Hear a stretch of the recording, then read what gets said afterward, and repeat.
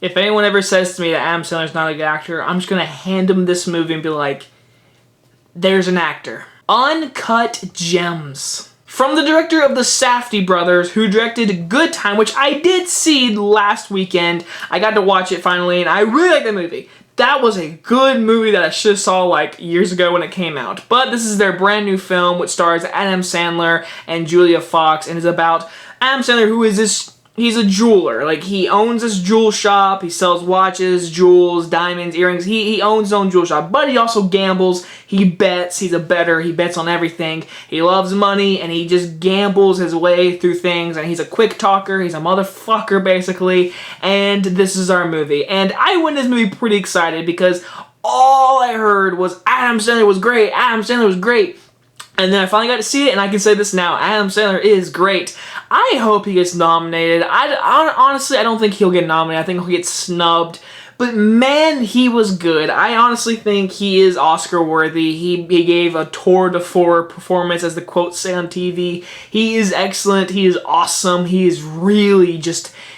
When you watch this movie, you do not see Adam Sandler. You see his character, Howard, and he's a despicable character, too. He's not really a great guy. You don't love what he does, but you like him because he's our main character, and he makes good decisions on, like, family first and, like, all that kind of stuff. So you care for his character, but truly... He's a dickhead who cheats on his wife and literally has everything worked out. All he has to do is give a certain person the money. But guess what? He'll take that and be like, I'm going to go bet on Kevin Garnett and the Celtics and all of that stuff. The movie's set in 2012.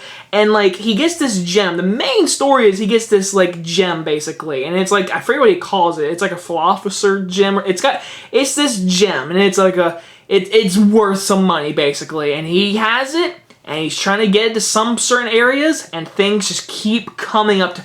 Everything good that happens to this guy, minutes later, something happens. This movie is so intense, and that's what I loved about it. This movie is a ride. After this movie was over, I literally took a deep breath. I was like, whew, that was something, because the directing and the editing are fantastic. I actually like this movie more than Good Time. Even though I just saw Good Time, and I'm just seeing this movie tonight, I prefer watching this movie over Good Time. I thought everything, the movie had a flow. The pacing was so fast. And it was like a 2-hour and 15-minute movie, and I was in it. I was from the first shot to the very end. I was into this movie. I loved the editing. I loved the directing. The cinematography is really it's great. It's gritty. It feels realistic. The dialogue between all these actors just felt real. My only major issues with that, like the actor thing, sometimes there were so many people talking at once, I couldn't understand the main dialogue being spoken. There's like a scene where he's trying to talk on the phone with his doctor, and there's a guy freaking out right next to him. I could not hear the doctor's question on the phone. It was important to the storyline, but I was like, what did he say? And my other issue is there's a few little storylines that just feel very out there. Like, some feel a little unnecessary, just a little bit. Like The Weeknd's in this movie, and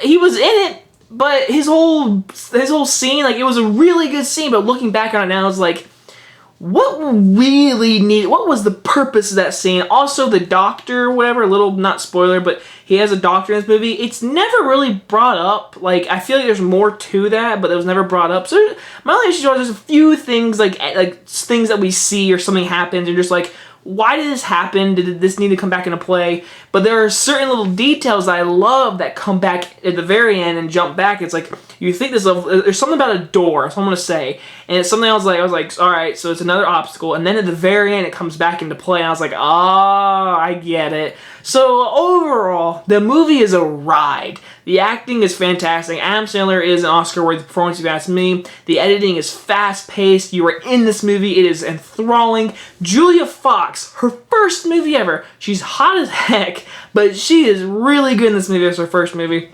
Overall, this was an exhilarating ride. I enjoyed the fast pace to it, and I definitely want to see it again. I'm going to give Uncut Gems an A.